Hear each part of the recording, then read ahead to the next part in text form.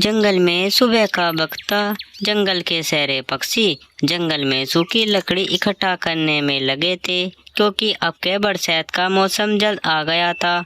ये पता नहीं था कि कब जोरदार बारिश शुरू हो जाए, इसलिए जंगल के पक्षी सब सूखी लकड़ी से लकड़ियों का घर बनाने में लगे थे। इधर रानो चिड़िया और उसका पति मिट्ठू तोता अपने टूटे फूटे घर में बैठे होते हैं। उनका घर बहुत नाजुक होता है। अब के वे बरसात का मौसम संभाल नहीं पाएगा और टूट जाएगा। रानो चिड़िया मिट्ठू तोते से कहती है, मिट्ठू जी, देखो तो अब क्या तो बरसात का मौसम सिर पर ही है। ये पता नहीं कि कब जोरदार बारिश शुरू हो जाए। जंगल के सब पक्षी अपने अपने लिए सूखी लकड़ी इकट्ठा करने में लगे हैं।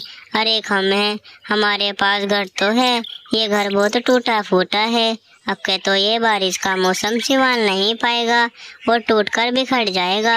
ऐसा हो गया मिट्ठू जी तो हम कहाँ रहेंगे।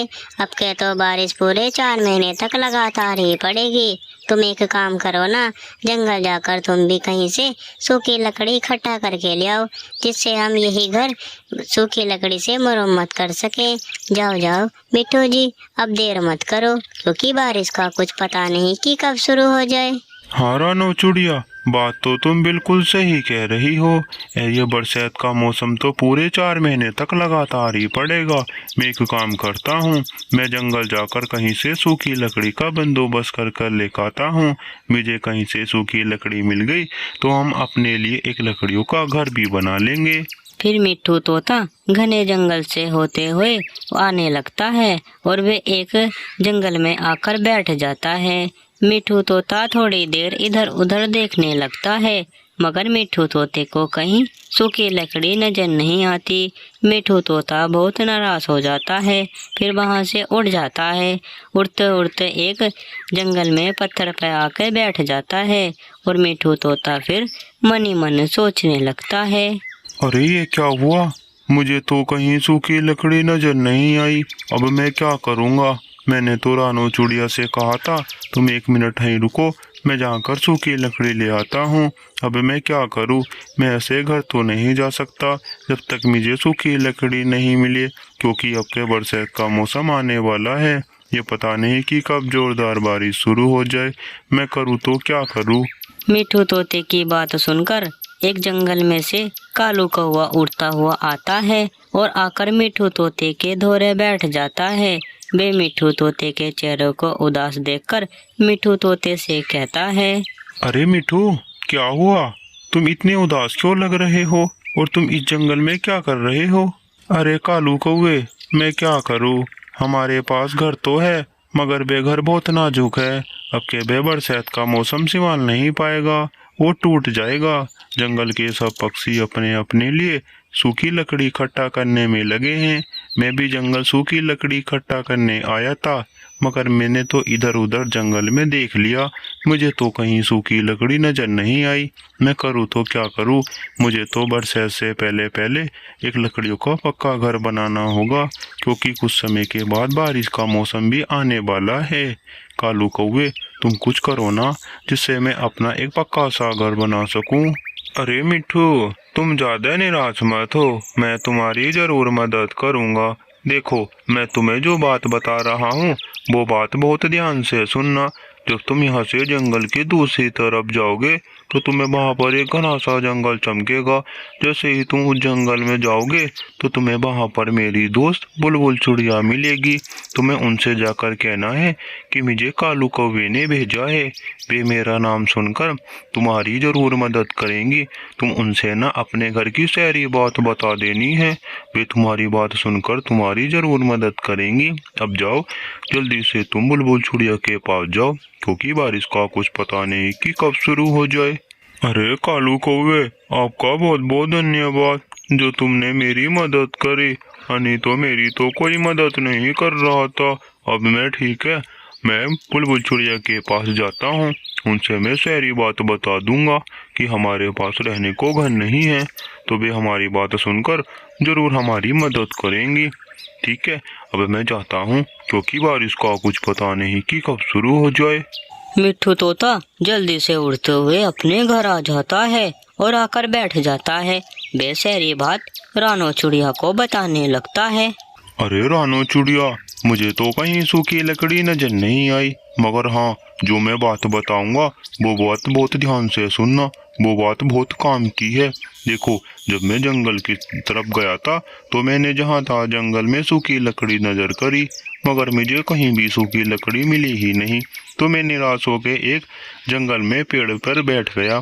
फिर मैं मनी मन सोच रहा था, तो वहाँ पर मेरी बात सुनकर एक कालू कौवा आया और मुझसे सारी बात पूछ ली।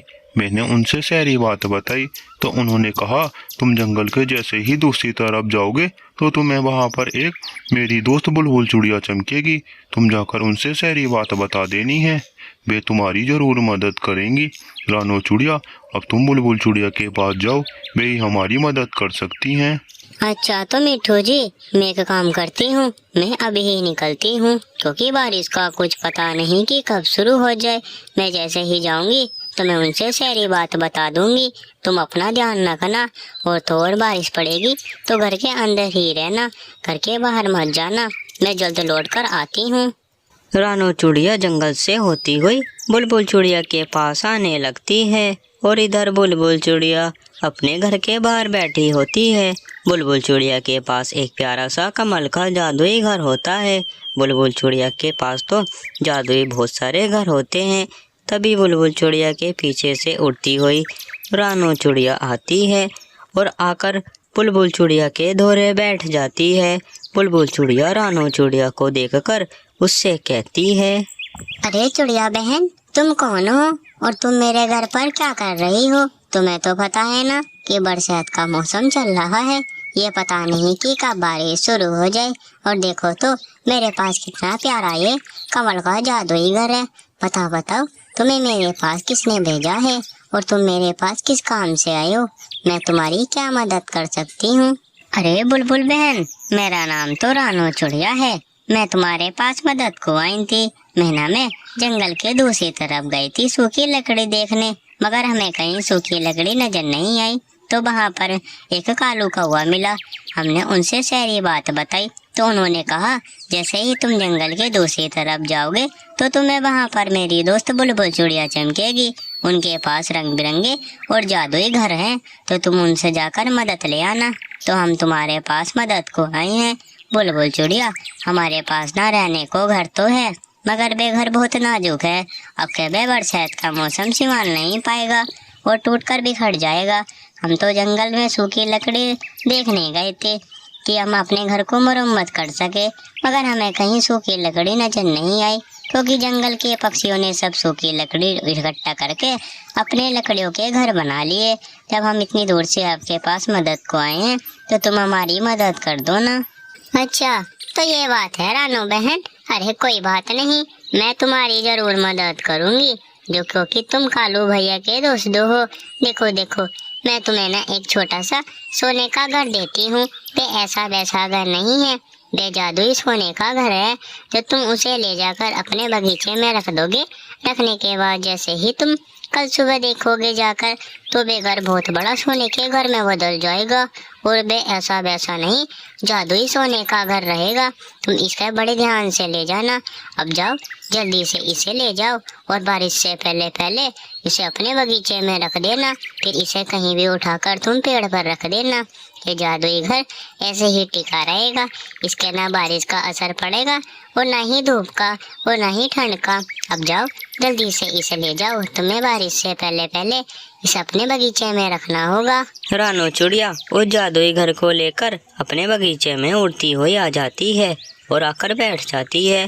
फिर उसे जादुई घर को अपने बगीचे में रख देती है और फिर मन ही मन सोचने लगती है, चलो ये तो बढ़िया ही हुआ जो मैंने अपने बगीचे में इस जादुई सोने के घर को रख दिया है। अब मैं एक काम करती हूँ, मैं अपने घर की ओर जाती हूँ, क्योंकि बारिश का कुछ पता नहीं कि कब शुरू हो जाए।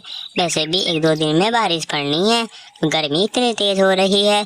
अब मैंने अपने बगीचे में इसे रख तो दिया है, अब क्या पता ये अगली सुबह बड़ा होता है या नहीं। चलो कोई बात नहीं, अब मैं अपने घर की ओर जाती हूँ। मेरा पति मीठू तोता मेरा इंतजार कर रहा होगा। इधर मिठू तोता रानो चिड़िया का इंतजार कर रहा होता है। तभी बहुत जोरों से बारिश पड़नी शुरू हो जाती है और बारिश को देखकर मिठू तोता बहुत घबरा जाता है, क्योंकि बारिश जंगल में पहली बार इतनी तेज पड़ी थी। तभी उड़ती हुई रानो चिड़िया आती है और मिठू तोता रानो चिड़िया से कहता है, अरे रानो चिड़िया, तुम कहाँ पर रह गई थी? मैंने तो तुमसे कहा था कि बारिश से पहले पहले तुम वापसी अपने घर की ओर आ जाना। और देखो तो मुझे तो इस घर में बहुत डर लग रहा है, क्योंकि बारिश ही इतनी तेज पड़ रही है।